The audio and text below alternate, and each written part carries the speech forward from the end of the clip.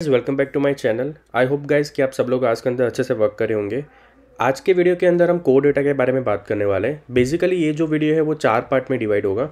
अभी हम सिर्फ कोर डेटा में यूज़र को कैसे सेव कर सकते हैं वो सीखते हैं। फिर दूसरे पार्ट में हम फैच करेंगे और अपडेट और डिलीट करेंगे, ठीक है। वीडियो स्टार्ट करने से पहले अगर आप लोगों ने MVVM का वीडियो ना देखा हो तो मैं आपको ज़रूर रेकमेंड करूंगा कि वो वीडियो आप ज़रूर देखना, ठीक है। मैं उसकी लिंक जो है डिस्क्रिप्शन में दे दूंगा। बेसिकली अभी उस वीडियो में बहुत सारे कमेंट आ रहे हैं, सबको बहुत अच्छा लग रहा है। वो जो सीरीज़ है वो बहुत ही ज़्यादा इंपॉर्टेंट है।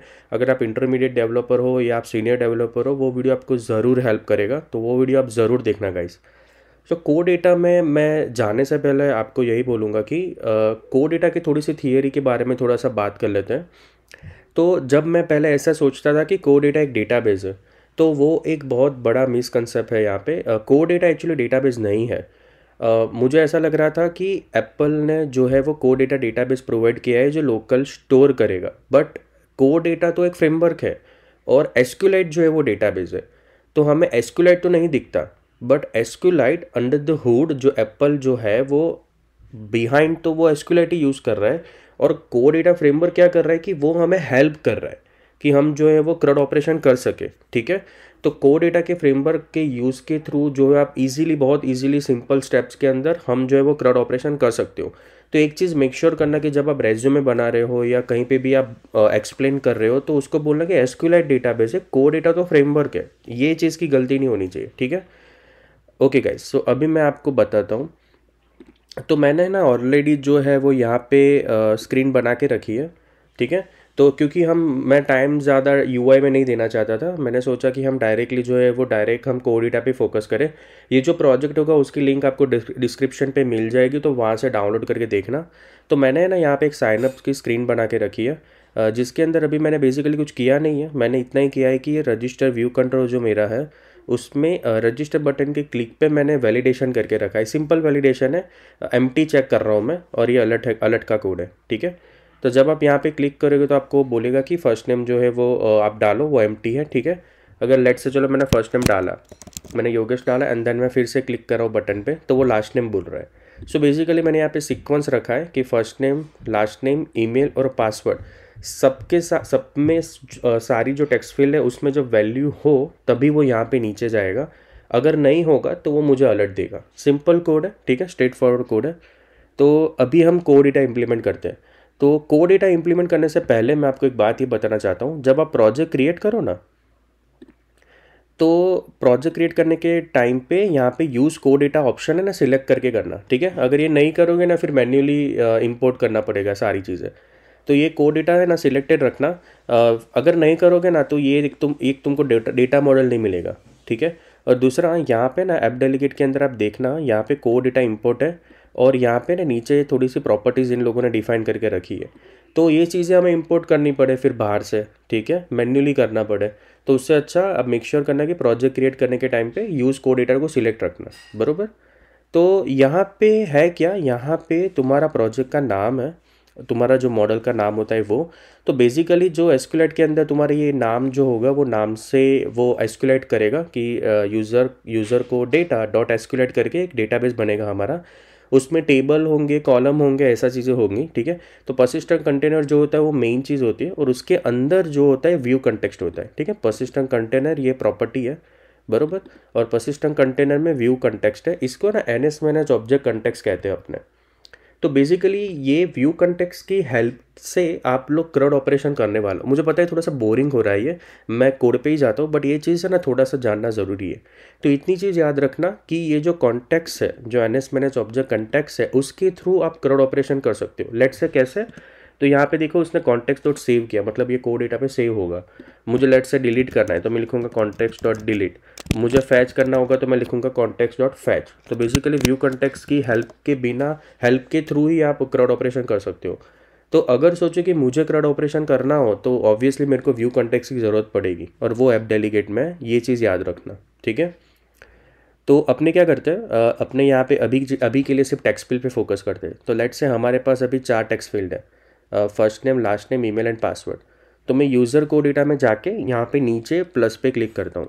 तो ये इसने एक एंटिटी क्रिएट की। एंटिटी का मतलब अपनी लैंग्वेज में टेबल क्रिएट हुआ, ठीक है।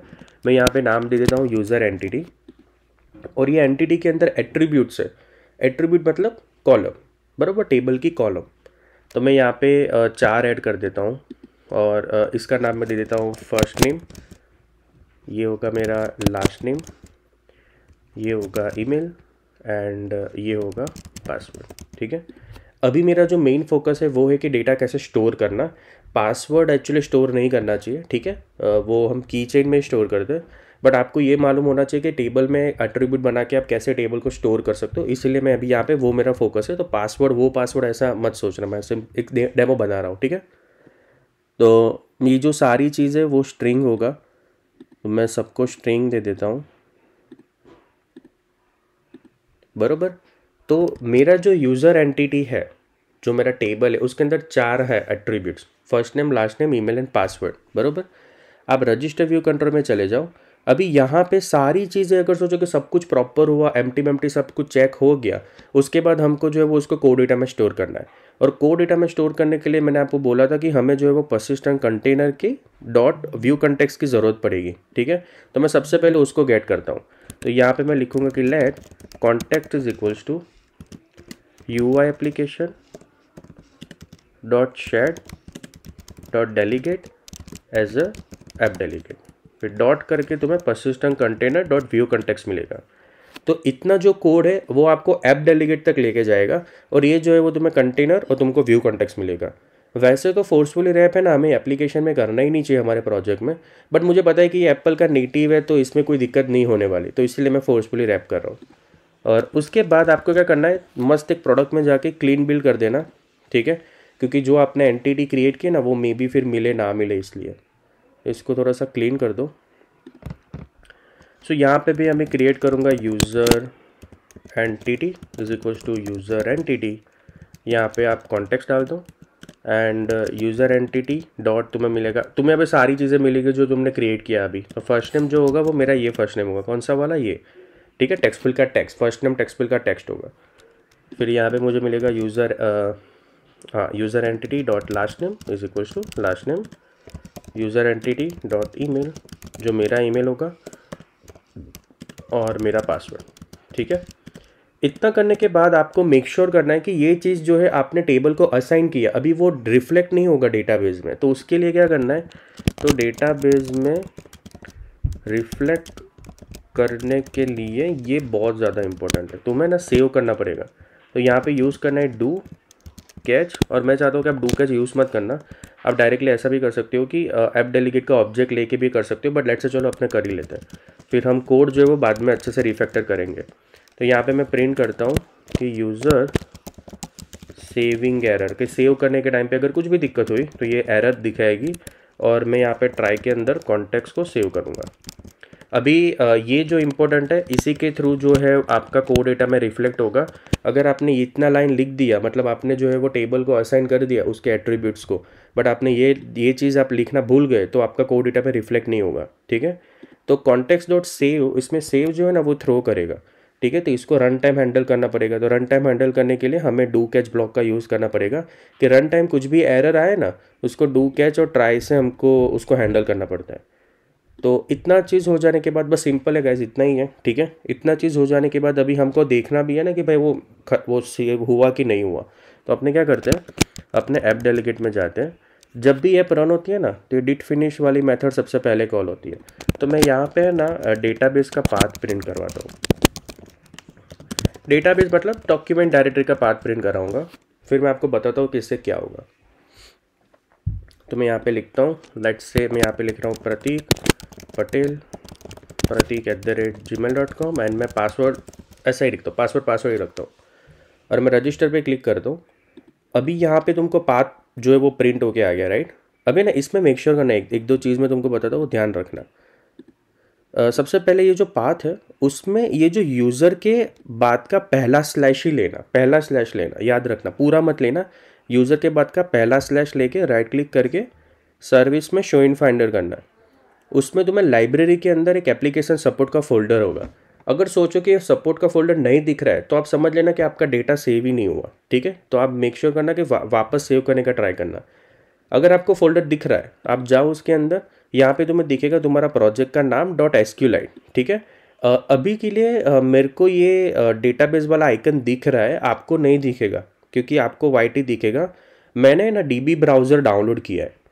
आप नेट पे लिखना डीबी ब्राउज़र डाउनलोड करना है, ऐसा ऐसे करके, ठीक है। बेसिकली वो क्या है कि एसक्यूएलआइट को प्रीव्यू करने के लिए कोई भी टूल आप यूज़ कर सकते हो। मैं डीबी ब्राउज़र करता हूँ, तो मैं इसको डबल क्लिक करूँगा, ये डीबी ब्राउज़र है, ठीक है। अब यहाँ पे इसका नाम देख सकते हो। तो इसमें ब्राउज डेटा में जाऊँगा, मेरे को दिखेगा कि यहाँ पे प्रतीक करके डेटा स्टोर हो गया। लेट्स से मैं यहाँ पे दूसरा कोई नाम लिखता हूँ, लेट्स से मैं साहिल करके लिखता हूँ, चलो साहिल लिख देता हूँ, और यहाँ पे भी साहिल लिखता हूँ। मैं रजिस्टर करता हूँ, यहाँ पे रिफ़्रेश करूँगा तो यहाँ पे साहिल भी जो है मेरा स्टोर हो गया। इस तरीके से कोड डेटा वर्क करता है। तो बेसिकली जैसे आपने देखा कि अंडर द हुड तो वो एसक्यूएलआइट यूज़ कर रहा है, बट एसक्यूएलआइट की क्वेरी पता है कैसी होती थी? वो इंसर्ट टेबल इनटू ऐसी कुछ क्वेरी होती थी। तो अपने कितना सिंपल हो गया यार, मतलब सिर्फ आपको असाइन ही करना है वैल्यू को, ख़त्म। सो ये चीज़ है गाइस कि एप्पल ने कोड डेटा फ्रेमवर्क इसलिए बनाया कि जिससे आप लोग एसक्यूएलआइट में डेटा अच्छे से इजीली रीडेबल फॉर्म में अच्छे से स्टोर कर सको, बराबर। तो ये चीज़ है गाइस। तो इतना आपको पहले सीखना है। हम जो है आगे कोड को अच्छे से रिफैक्टर करेंगे, डेटाबेस का अलग से क्लास बनाएंगे, ऐसा करेंगे। तो इतनी चीज़ आप समझ लो, और इसमें अगर कुछ क्वेरी लगे तो मेरे को कमेंट करना। और नेक्स्ट वीडियो में हम क्या करेंगे, हमें ना ये सारे यूज़र जो हम सेव करेंगे उसको फैच करके टेबल में दिखाएंगे, ठीक है। फिर आगे उसके बाद और आगे आगे करेंगे। सो या इतना ही है। So thank you so much guys, and video को लाइक करना और अपने दोस्तों के साथ ग्रुप में चैनल को शेयर करना, और मुझे कमेंट करना और मुझे बताना कि वीडियो कैसा लगा। और इसके अंदर अगर कुछ और भी आपको आगे करना हो कोड डेटा में तो मुझे कमेंट में करना, मैं और आगे उसको पार्ट बनाएंगे अच्छे से इसको, ठीक है। Bye guys, have a good day, bye bye.